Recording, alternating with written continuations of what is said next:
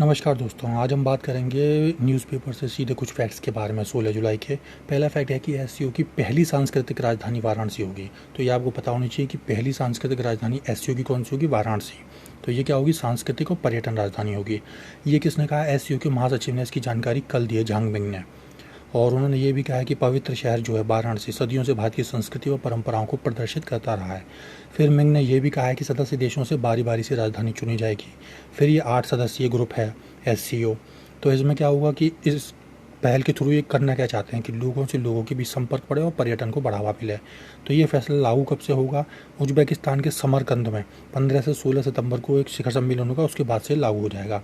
इसके बाद भारत अध्यक्षता संभालेगा और अगले राष्ट्र अध्यक्षों के शिखर सम्मेलन की मेज़बानी भी करेगा। दूसरा टॉपिक जुड़ा हुआ जेम्स वेब के टेलीस्कोप के बारे में, जिन्होंने बृहस्पति और उसके चंद्रमाओं की पहली चमकदार तस्वीरें भेजी है। ये नया टेलीस्कोप है जो कि नासा ने डिप्लॉय किया है। तो जेम्स वेब टेलीस्कोप के जरिए जो अंतरिक्ष के बाद एक हैरान करने वाले नज़ारे देखने को मिलते हैं। इनमें सबसे बड़ा नज़ारा है बृहस्पति ग्रह का, जिसकी साफ और चमकदार तस्वीर आई हैं और उसके 3 चंद्रमाओं की, यूरोप, थेबे और मैटिस भी दिखाई दे रहे हैं। फिर इससे जो है ना केवल दूर की साफ तस्वीरें मिलेंगी, बल्कि ये शोध में भी काफ़ी मददगार होंगी। ये तस्वीरें काफ़ी साफ़ हैं, जिससे वहाँ की वायुमंडलीय स्थितियाँ आसानी से प्रकट हो रही हैं।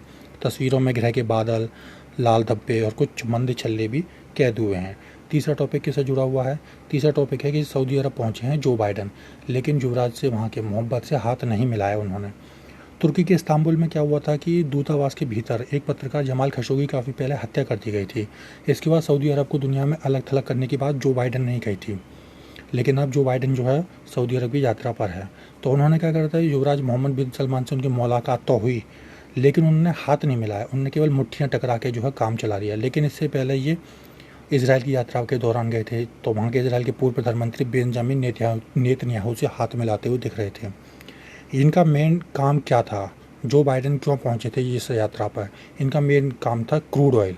क्रूड ऑयल की क्या है कि प्राइस ऊपर जा रहे हैं, यानी कच्चे तेल के दाम तो ऊपर जा रहे हैं, लेकिन उसका प्रोडक्शन नहीं बढ़ रहा। तो ऊपर जाने का कारण क्या है कि प्रोडक्शन कम है। तो इनका मेन कोशिश थी कि सऊदी अरब के पास जाके उससे बात करी जाए कि वो प्रोडक्शन बढ़ाए, लेकिन सऊदी ने उत्पादन बढ़ाने की घोषणा इसमें नहीं की। इसी कारण कच्चे तेल के दाम 2.5% बढ़ गए।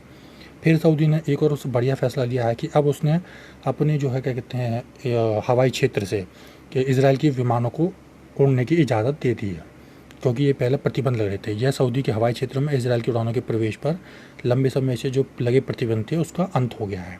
यानी कि अब इजराइल के जो विमान हैं वो पहले सऊदी अरब के एरिया से नहीं जाते थे, हवाई एरिया से, अब वो वहाँ से जाएंगे। तो ये थे आज के topic. Thank you very much.